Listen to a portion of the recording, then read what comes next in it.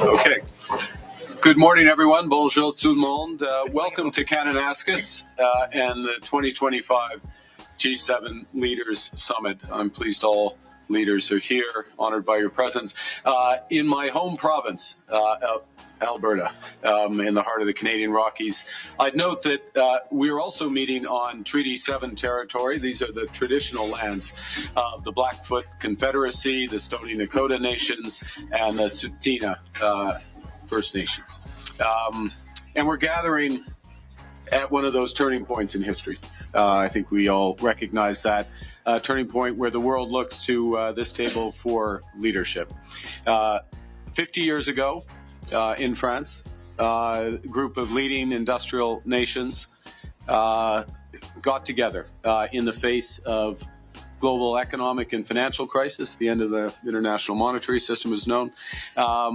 Stagflation threatening, challenges in the Middle East, geopolitical challenges in the Middle East. And it was the frank, informal discussions around that table in Rambouillet that led to a long period of decisions and prosperity at that time.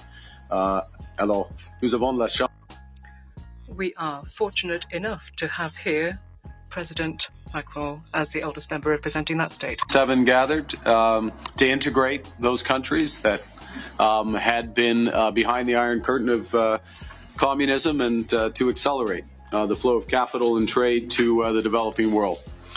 23 years ago, the G7 met here in Kananaskis. We were just talking about it. And that was when the world was still reeling from the aftershocks of 9/11, another turning point in history. And amongst the many decisions taken were control of the spread of weapons of mass destruction, a subject that we'll be coming back to. So as I said, we're meeting at one of those hinge moments, those turning points in history. The world's more divided and dangerous. Hostile states and terrorists have expanded their capabilities and their reach, threatening global security in our local communities. Global commerce, energy systems, even intelligence are all being rewired. As G7 member states, we have the opportunity to shape tomorrow's world. A world that is more safe, more prosperous, more fair, and more free. However, the G7 must adapt in order to fulfill its mission. A strategy. We have to change with the times and to build a better world. And some of you, such as you, Mr. President, have anticipated these massive changes and are taking bold measures to address them. All of us around this table are reinforcing our militaries and security services for the new world. But we all know that there can be no security without economic prosperity, and no prosperity without resilience.